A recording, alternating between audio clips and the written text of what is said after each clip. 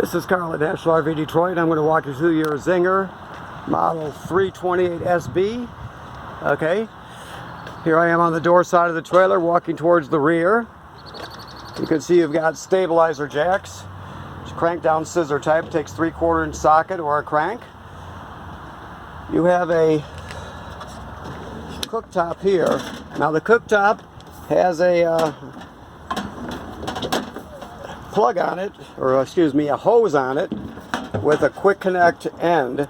That's what the male end looks like. And then you come down here right to there, and you can see that's where it connects to, right there. So you have to connect that when you use it. You also have running water and a refrigerator. Okay, you got a door that just goes into the bathroom, power awning with LED strip, outside speakers.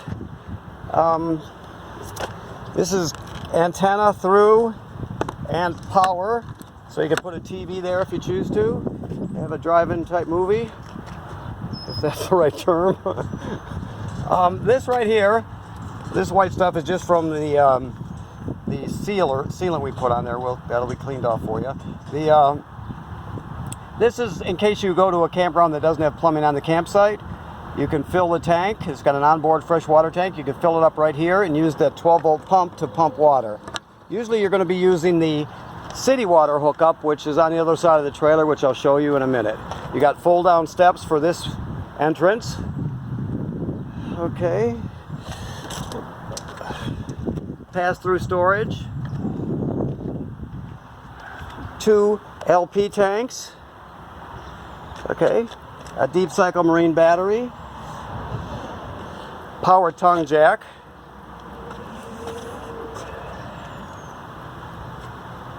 I just put the slide outs out, so we're walking by here.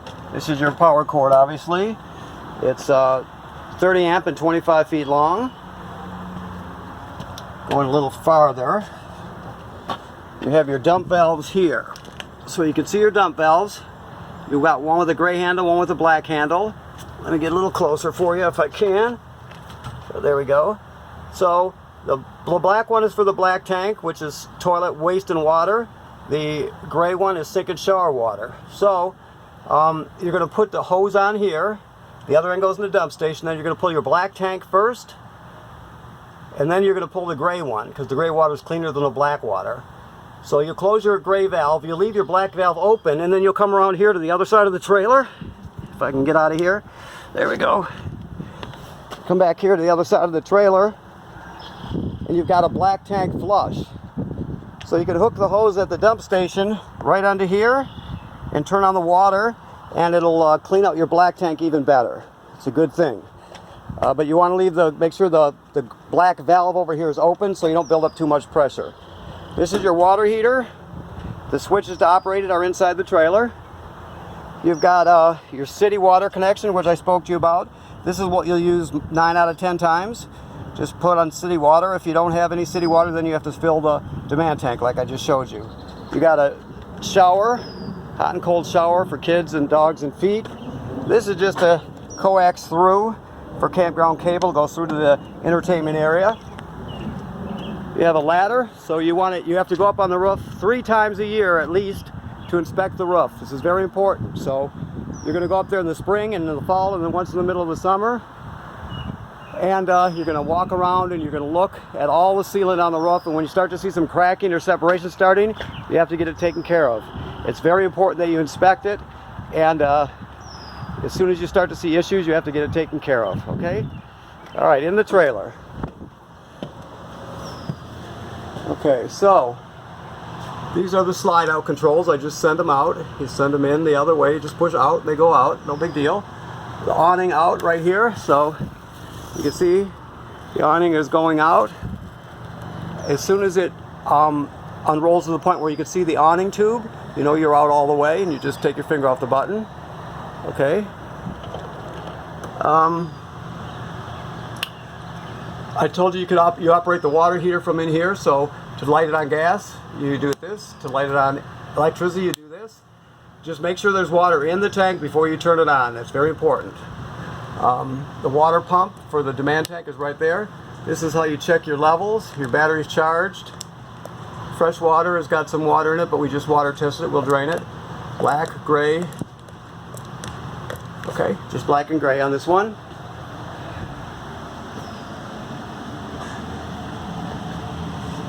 All right, so the range, you just spark to light, like so. Just like that. To light the oven, looks like it's never been used, not once. Let me see if this one sparks or not, or you have to light it. No, it sparks. So, for this, you're going to go to pilot light, right there. You depress the button and hold it in.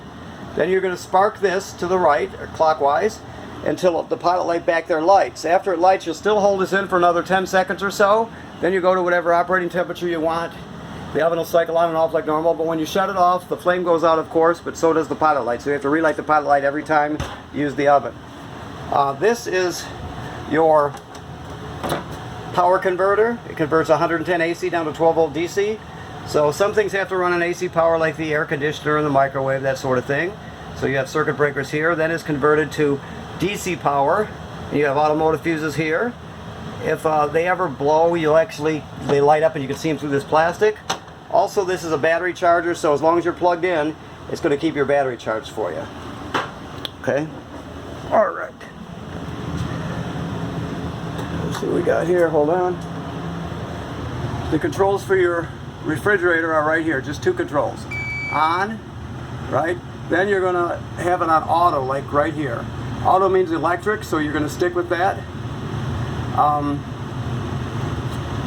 You can run it on gas if you choose, so you can go like that and turn on gas, but you keep it on auto, and if it loses power, for example, it'll automatically switch over to gas for you. So auto is where you want it, generally speaking. The microwave looks like any other microwave. You got a range hood, fan, and light. If you're going to use the fireplace or the AC, you have to choose it here. You can't run both at the same time. Right now I've got it on AC, obviously. Okay, this is your thermostat. It's self-explanatory. You always keep it on auto for the fan. All the way to the left is cool, all the way to the right is heat. That's your LP and carbon monoxide detector. It should always be green like it is. If it goes off, you want to go outside and figure out what's going on. Shut off your tanks and figure out what the situation is. To use the toilet, you're going to basically you're going to put chemical in it and some water before you start using it, so you never use it dry. Okay, so when you get to the campsite, you plug in, you hook up your water, you put your chemical in the toilet, you step on the pedal, put about a gallon of water in there to start off with. Okay, sink and shower work like any other sink and shower. Obviously, this table will collapse down. You pull the poles out, you can set the top on these cleats and use the cushions to fill it in to make a bed. You've got this jackknife here, these half jackknife, half theater seating here that you can use. Of course, your bedroom. All right, and then back to the bunk room. You have another jackknife to turn it into a bed. This will fold up and out of the way, so and latch there, so people can sit there. You can put a TV here.